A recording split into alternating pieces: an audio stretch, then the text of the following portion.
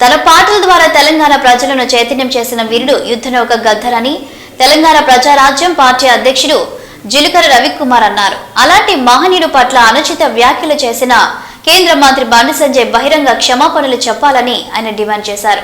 Hyderabad Basheerbagh press club లో ఏర్పాటు చేసిన సమావేశంలో ఆయన మాట్లాడుతూ గద్దర్ పై నక్సలైట్ ముద్ర వేసి పద్మశ్రీ అవార్డుకు ఆయన అనర్హుడని బండి సంజయ్ మాట్లాడడం ఆయన దిగజాడుతనానికి నిదర్శనమన్నారు.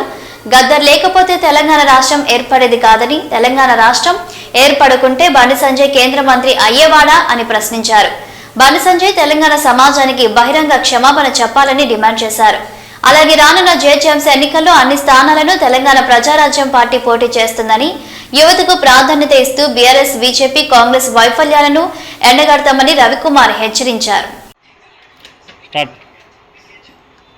రానున్న స్థానిక సంస్థ ఎన్నికలలో తెలంగాణ ప్రజారాజ్యం కూడా పోటీ చేస్తుందని తెలియజేస్తూ గ్రామ పంచాయతీలో ఉన్న 1200 స్థానాలకును, జడ్పీటీసీగా 530 స్థానాలకును సామాజిక న్యాయం కోసము ప్రజల పక్షంలో నిలబడే గొంతుకగా తత్వం కలిగిన పార్టీగా ఈ రానున్న ఎన్నికలలో యువతలను రాజకీయంగా పరిచయం చేసి యువత ద్వారా ఈ తెలంగాణ ప్రాంతంలో నుండి గ్రామ పంచాయతీలుగా ఉన్న 12,769 గ్రామ పంచాయతీలకును, ఎంపీటీసీలుగా 5,817 స్థానాలకును, జడ్పీటీసీ 530 స్థానాలకును తెలంగాణ ప్రజారాజ్యం పార్టీ పోటీ చేసి ఇటు బీఆర్ఎస్ కానీ, ఇటు బీజేపీకి కానీ, కాంగ్రెస్ పార్టీ కానీ గట్టి పోటీ ఇచ్చి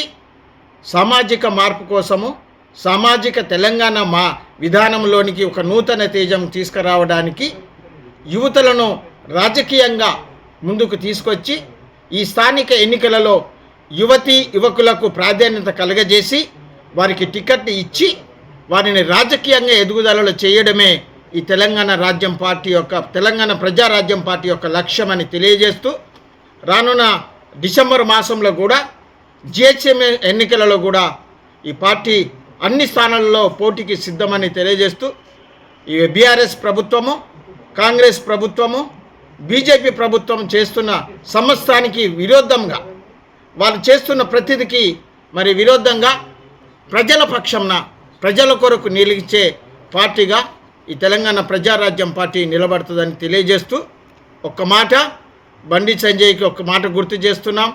బండి సంజయ్ బహిరంగంగా గద్దర్ అన్న విషయంలో క్షమాపణ చెప్పాలి. ఎందుకంటే ఆయన తెలంగాణ కోసము పోరాడిన యోధుడు, యుద్ధనౌక, ఈ తెలంగాణ ప్రజలను చైతన్యం చేసిన ఆ వీరుడు. అలాంటి వీరునికి పద్మశ్రీ అవార్డు ఇవ్వడానికి ఆయన నక్సలైట్లుగా ముద్రీకరించినప్పుడు ఆయన పాట పాడుతున్న సమయంలో పాట పాడి అనేకులను చైతన్యవర్తం చేసి ఈ తెలంగాణ రాష్ట్రం ఏర్పడిన తర్వాతనే ఈ తెలంగాణ రాష్ట్రం ద్వారానే కేంద్ర మంత్రులుగా 2 ఉన్నారు. ఆ మంత్రి పదవి రావడానికి తెలంగాణ రాష్ట్రం కారణం.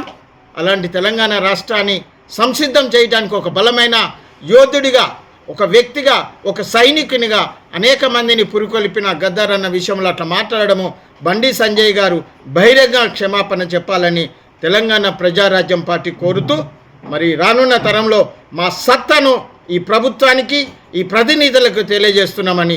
జై తెలంగాణ ప్రజారాజ్యం పార్టీ.